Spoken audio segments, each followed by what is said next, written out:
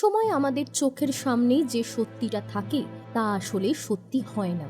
এই গল্পটিও এমনই এক রহস্যে ভরা, যেখানে একটি উইল গায়েব হয়ে যায় আর তার সাথে সাথে অনেক সম্পর্কের মুখোশহীন হয়ে যায়। একদিন ঘরের ভেতর তীব্র আওয়াজ, ঘড়ির টিক টিক টিক, তারপর একটি তীব্র চিৎকার। সবিতা দেবী ঘাবড়ে গিয়ে বললেন, কেউ কেউ দেখো, এটা কি হলো? সবাই দৌড়ে রাজেন্দ্র প্রসাদের ঘরে আসেন। তার মৃতদেহ মেঝেতে পড়ে আছে।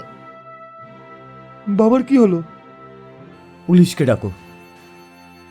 শ্যামলাল কোণের দিকে ছোটে, তখনই উকিল গুপ্ত ঘরে আসেন। আমার ভয় হচ্ছিল যে এমন কিছু হবে। রাজেন্দ্রজি বলছিলেন যে তিনি তার উইল বদলাতে চলেছেন। কি করে এমন হতে পারে? পরের দিন পুলিশ তদন্ত করতে এলেন। ডাক্তারের রিপোর্ট অনুযায়ী মৃত্যু হার্ট অ্যাটাকেই হয়েছে, কিন্তু কিছু তো অস্বাভাবিক রয়েছে। সমীর চমকে উঠে বলল, কেমন অস্বাভাবিক ইন্সপেক্টরজি? তার উইল কোথায়? সবাই একে অপরের দিকে তাকাতে থাকে, তারপর চোখ নামিয়ে নেয়। মানে এটা কি খুন নয় ইন্সপেক্টর সাহেব? তখনই উকিল বলেন, উইল বদলানোর আগেই তার মৃত্যু হলো। হতে পারে এটা কারোর পছন্দ হয়নি। নীরবতা ছেয়ে যায়। সবাই সন্দেহের শিকার। রাতের অন্ধকার শুধু বাইরে নয়, বরং হাভেলির ভেতরেও অনেক হৃদয় অন্ধকার ভরে দিয়েছিল। কিছু লুকোনো হচ্ছিল, কিছু পোড়ানো হচ্ছিল। আমার চুপচাপ ওগুলোকে পুড়িয়ে ফেলা উচিত। শ্যামলাল চুপি চুপি স্টোর রুমে যায়, কিছু পোড়া কাগজ ফেলে। তখনই সমীর সেখানে এসে যায়। কি লুকাচ্ছ সাহেব? আমি আমি কিছু জানি না, আমি কিছু লুকাচ্ছি না। সমীর ছাইয়ের মধ্যে থেকে পোড়া কাগজটি তোলে, যার ওপর কিছু শব্দ অসম্পূর্ণ। এই উইল অনুযায়ী তখনই সেখানে ইন্সপেক্টর অরুণ আসেন এবং সবাইকে জড়ো করেন। আমরা উইলের টুকরোগুলো পেয়েছি, আর কিছু চমকে দেওয়ার মতো প্রমাণও। মানেটা কি? এতে লেখা ছিল যে রাজেন্দ্রজি তার সম্পত্তির অর্ধেক অংশ অন্য কাউকে দিতে চলেছিলেন। কাকে? তখনই দরজা থেকে একটি মেয়ে ভিতরে আসে। নীনা, রাজেন্দ্রর অবৈধ সন্তান। সবাই হতবাক হয়ে যায়। নীনা কাঁদতে কাঁদতে বলে, বাবা বলেছিলেন তিনি আমাকে আপন করে নেবেন, কিন্তু তিনি মারা গেছেন এবং উইলও গায়েব হয়ে গেছে। এখন আমি কার কাছে যাব? সবার দৃষ্টি উকিল গুপ্তর দিকে যায়। তিনি ঘর্মাক্ত হয়ে উঠেছিলেন। গুপ্তাজি, উইলের ব্যাপারে আপনার কিছু বলার আছে? গুপ্ত মাথা নিচু করে নেন, যেন সত্যিটা সামনে চলে এসেছে। মিথ্যে যতই বড় হোক, সত্যের সামনে টিকতে পারে না, আর এখানেও তাই হলো। গুপ্তাজি স্বীকার করে নিয়েছেন যে উনি উইল নষ্ট করেছেন, যাতে সমীর এবং আমনি সমস্ত সম্পত্তি পায়। এ কেমন লোভ গুপ্তাজি? আমরা কখনো ভাবিনি যে কেউ আমাদের বাবার সাথে এমন করবে। হয়তো আমার বাবার চলে যাওয়ার যন্ত্রণা সব সময় থাকবে, কিন্তু তার সত্যটা সামনে চলে এসেছে, এটাই অনেক। সত্যিটা সামনে এসেছিল, কিন্তু এটা কি পুরোপুরি সত্যি ছিল? সত্যিই কি গুপ্ত একাদশী ছিল, নাকি পর্দার আড়াল থেকে অন্য কেউ খেলা খেলছিল? ইন্সপেক্টর অরুণ গভীর চিন্তায় বসে পড়েছিলেন। তখনই কনস্টেবল একটা রিপোর্ট নিয়ে ভেতরে আসে। স্যার, পোস্টমর্টম রিপোর্টে একটি নতুন তথ্য সামনে এসেছে। কি কনস্টেবল? রাজেন্দ্র প্রসাদের মৃত্যু শুধু হার্ট অ্যাটাক ছিল না, তার শরীরে এক ধরনের বিষও পাওয়া গেছে। ঘরে একটা নীরবতা ছেয়ে যায়। তারপর ইন্সপেক্টর অরুণ সঙ্গে সঙ্গে সমীর এবং অমনকে ডাকার আদেশ দেন। যাও এবং সবাইকে ডেকে নিয়ে এসো। এখন বিষয়টি শুধু উইলের নয়, বরং হত্যারও হয়ে গিয়েছিল। হাভেলির প্রতিটি মানুষের ওপর সন্দেহের কাঁটা ঘুরছিল। ইন্সপেক্টর অরুণ সমীর, অমন, সবিতা দেবী, নীনা এবং শ্যামলালকে জড়ো করেন। এখন সব পরিষ্কার হয়ে গেছে। গুপ্তাই উইল নষ্ট করেছিল, কিন্তু হত্যা সে করেনি। সবাই চমকে ওঠে। তাহলে বাবাকে বিষ কে দিল? ইন্সপেক্টর অরুণ ধীর পায়ে হাঁটতে হাঁটতে সবিতা দেবীর সামনে এসে থামেন। বিষ খাবারে মেশানো হয়েছিল, আর এই বাড়ির খাবার তৈরির দায়িত্ব কার ছিল? সবার চোখ ধীরে ধীরে শ্যামলালের দিকে ওঠে। শ্যামলাল ঘাবড়ে গিয়ে বলল, না সাহেব, আমি কিছু করিনি। সত্যি বলো, না হলে ফল খারাপ হবে। শ্যামলাল ঘর্মাক্ত হয়ে হাঁটু গেড়ে বসে পড়ে। সাহেব, আমি আমার মালিককে বিষ দিইনি, আমাকে জোর করা হয়েছিল। কে করিয়েছে সব, বলো আমাকে। শ্যামলাল কাঁপতে কাঁপতে ধীরে ধীরে সবিতা দেবীর দিকে ইশারা করে। সবিতা দেবীর চোখে একটা শীতল ভাব আসে। এখন তার নিষ্পাপ মুখ কঠোর দেখাচ্ছে। এটা কি সত্যি সবিতাজি? সবিতা দেবী গভীর শ্বাস নেন এবং চেয়ারে বসে পড়েন। তারপর হাসেন, কিন্তু তার মুখে এখন আর কোনো ভয় ছিল না। তখনই বলেন, হ্যাঁ, আমি ওকে মেরেছি। সবার মুখ ভয়ে সাদা হয়ে যায়। মা, তুমি বাবাকে মেরে ফেললে কেন? সবিতা দেবী নিষ্ঠুর হাসি হেসে বলেন, কারণ ও আমাকে ধোঁকা দিয়েছিল। ও ওর অর্ধেক সম্পত্তি সেই মেয়েটাকে দেওয়ার সিদ্ধান্ত নিয়েছিল, যাকে আমি তার সন্তান হিসেবে মানতে রাজি ছিলাম না। নীনার চোখে জল এসে যায়। তাহলে আমার জন্য আমার বাবাকে মেরে ফেললেন? সবিতা দেবী রেগে গিয়ে বলেন, হ্যাঁ, যদি সে তোমাকে আপন করে নিত, তবে আমার আর আমার ছেলেদের কি হতো? ইন্সপেক্টর অরুণ এগিয়ে যান এবং হাত কড়া বের করেন। লোভ মানুষকে কতটা নিচে নামাতে পারে, আজ তা পরিষ্কার হয়ে গেল। সবিতা দেবী, আপনাকে আপনার স্বামীর হত্যার অভিযোগে গ্রেফতার করা হলো। সবিতা দেবী অট্টহাসি হাসেন।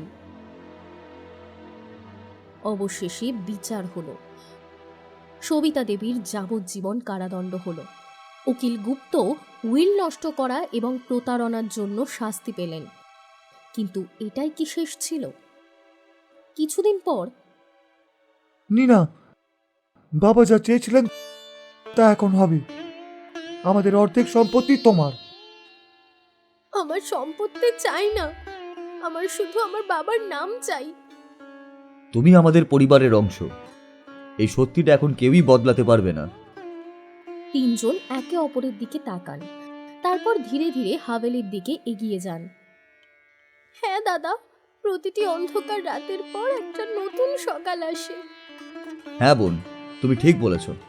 সমীর, অমন এবং নীনা ড্রয়িং রুমে বসে আছেন। গত কয়েক মাসে অনেক কিছুই বদলে গেছে, কিন্তু সবচেয়ে বড় পরিবর্তন হলো যে এখন আমাদের মধ্যে আর কোনো লোভ অবশিষ্ট নেই। হয়তো বাবা এটাই চেয়েছিলেন, যে আমরা সবাই একসাথে থাকি, কোনো স্বার্থ ছাড়া। এখন আমরা বাবার ব্যবসাকেও একসাথে এগিয়ে নিয়ে যাব। সে একটি কাগজ এগিয়ে দেয়, নীনার নামে অফিসিয়াল ডকুমেন্ট, যেখানে তাকে সমান অংশ দেওয়া হয়েছে। আমি বলেছিলাম না, আমার সম্পত্তি চাই না। এটা সম্পত্তি নয়, এটা তোমার অধিকার। বাবার স্বপ্ন ছিল যে আমরা এক পরিবার হয়ে থাকি। নীনা ডকুমেন্টটি নেয়। প্রথমবারের মতো নিজেকে এই পরিবারের অংশ অনুভব করে। যে হাভেলিতে কখনো ষড়যন্ত্র হতো, এখন সেখানে হাসি শোনা যাচ্ছিল। চলো দাদা, এই খুশিতে সবাই চা খাই। সমীর, অমন এবং নীনা একসাথে বসে চা খাচ্ছিল। হাভেলির চাকররাও এখন আগের চেয়ে বেশি খুশি। এখন আমাদের মায়ের সাথে দেখা করতে যাওয়া উচিত। হ্যাঁ দাদা, আমাদের মায়ের সাথে দেখা করতে যাওয়া উচিত। তিনি যেমনই হন না কেন, তিনি তো আমাদের মা। সমীর, অমন এবং নীনা জেলের ভিজিটার কক্ষে দাঁড়িয়ে আছে। সামনে লোহার রডের পিছনে সবিতা দেবী বসে আছেন। তার মুখ ক্লান্ত, চুল সাদা হতে শুরু করেছে এবং চোখে গভীর বিষণ্ণতা। তিনি তার ছেলেদের দেখে কিছুক্ষণের জন্য চুপ হয়ে যান। তোমরা এখানে কেন এলে? শুধু দেখতে এসেছিলাম যে আপনি কেমন আছেন। সবিতা দেবী হালকা হাসেন, কিন্তু সেই হাসি এখন আর আগের মতো নয়। তাকে এখন নিষ্ঠুর দেখাচ্ছে না, অহংকারীও নয়, শুধু একটা শূন্যতা। কেমন থাকতে পারি এখানে, প্রতিদিন আগের চেয়েও খারাপ, কিন্তু হয়তো এটাই আমার শাস্তি, আর এটাই আমার প্রাপ্য ছিল। নীনা চুপচাপ দাঁড়িয়ে আছে, কিন্তু তার চোখে অনেক প্রশ্ন। সবিতা দেবী তার দিকে তাকান এবং প্রথমবারের মতো কোনো ঘৃণা ছাড়া তার সাথে কথা বলেন। নীনা, আমাকে ঘৃণা করো, তাই না? ঘৃণা ঘৃণা করি না, শুধু দুঃখ হয় যে আপনি নিজের পরিবারকে ভেঙে দিলেন। সবিতা দেবী মাথা নিচু করে নেন, তার হাত কাঁপছে। হয়তো প্রথমবারের মতো তিনি তার ভুল বুঝতে পেরেছিলেন। আমাকে ক্ষমা করতে পারবেনই না? হয়তো ক্ষমা করা এত সহজ নয়, কিন্তু আমি চেষ্টা করব। অমন, যে এতক্ষণ চুপ করে দাঁড়িয়েছিল, সে এগিয়ে আসে। তার চোখেও যন্ত্রণা, কিন্তু এখন আর রাগ নেই। মা, আমরা আপনাকে ঘৃণা করি না, শুধু খারাপ লাগে যে আপনি আমাদেরকে অনাথ করে দিলেন। তখনই সমীর এগিয়ে গিয়ে তার মায়ের কাঁপতে থাকা হাত ধরে। সবিতা দেবীর চোখ থেকে জল ঝরতে থাকে, কিন্তু প্রথমবারের মতো সেই জল অনুশোচনার ছিল। আপনার যে শাস্তি হয়েছে তা আইনের চোখে সঠিক, কিন্তু আমাদের জন্য আপনি এখনো আমাদের মা। যতক্ষণ আপনি এখানে আছেন আমরা আসতেই থাকবো। সবিতা দেবী কিছু বলেন না, শুধু চুপচাপ তার ছেলে ও নীনাকে দেখতে থাকেন, যেন তাদের ছবি চিরদিনের জন্য তার চোখে গেঁথে নিতে চান। ঠিক আছে মা, আমরা সবাই এখন বাড়ি যাচ্ছি। আপনি নিজের খেয়াল রাখুন, আমরা আসতে থাকবো। লিভিং রুমের পরিবেশ এখন আলাদা, সব জায়গায় খুশির আমেজ। সমীর, অমর, নীনা সবাই বসে একসাথে ডিনার করছিল। ভাই, এখন তো মনে হচ্ছে যে বাড়ি আবার বাড়ির মতোই লাগতে শুরু করেছে। হ্যাঁ, কিন্তু এখন আমাকেও ব্যবসার প্রশিক্ষণ দাও, যাতে আমিও তোমাদের সবাইকে সাহায্য করতে পারি। সবাই হাসতে শুরু করে, পরিবেশ হালকা হয়ে যায়, কিন্তু সমীর একটু গম্ভীর হয়ে বলে, বাবা চেয়েছিলেন যে আমরা সবাই একসাথে থাকি। আর যদি তিনি থাকতেন তাহলে হয়তো আমাদের এইভাবে দেখে খুবই খুশি হতেন। এক মুহূর্তের জন্য সবাই চুপ হয়ে যায়। তারপর নীনা হালকা হাসির সাথে বলে, বাবা কোথাও না কোথাও আমাদের দেখছেন, হয়তো প্রথমবারের মতো সত্যি সত্যি হাসছেন। সময় পেরিয়ে যেতে থাকে এবং হাভেলিতে নতুন পরিবর্তন আসতে থাকে। সম্পর্ক আবার জুড়ে গিয়েছিল, কিন্তু কিছু ক্ষত তখনও গভীর ছিল। সমীর, অমন এবং নীনা এখন পুরোপুরি ব্যবসা সামলাতে শুরু করেছেন। হাভেলিতে পুরনো জৌলুস ফিরে এসেছিল, কিন্তু একদিন এমন একটি চিঠি এলো যা সবাইকে আরও একবার ভাবতে বাধ্য করল। আজ আমার কিছুই ভালো লাগছে না, জানি না কিছু অঘটন না ঘটে যায়। সমীর তার অফিসে বসে আছে, তার হাতে একটি চিঠি, যা পড়ে তার মুখ গম্ভীর হয়ে যায়। অমন এবং নীনা ভেতরে আসে। ভাই, সব ঠিক আছে তো? সমীর চুপচাপ চিঠিটি তাদের দিকে এগিয়ে দেয়। অমন এবং নীনা সেটি পড়েই চমকে ওঠেন। এটা এটা মায়ের চিঠি, আমাদের তাড়াতাড়ি জেলে যেতে হবে। সমীর, অমন এবং নীনা জেলের ভেতরে একটি বিশেষ ঘরে বসেন। কিছুক্ষণ পর জেলার তাদের জানান, আপনারা কি সবিতা দেবীর পরিবারের লোক? হ্যাঁ, আমরা সবিতা দেবীর পরিবার। বলুন কি ব্যাপার? সবিতা দেবী খুবই অসুস্থ, কিন্তু তার কি হয়েছে? আপনারাই গিয়ে দেখে নিন। যখন তারা তাকে দেখতে যান, তখন তাকে দুর্বল এবং খুব পরিবর্তিত মনে হয়। তার চুল পুরোপুরি সাদা হয়ে গেছে এবং মুখে ক্লান্তি ও আফসোস ভর্তি। তোমরা এলে, আমার বিশ্বাস হচ্ছে না। মা, আপনার চিঠি পেলাম, তাই এলাম।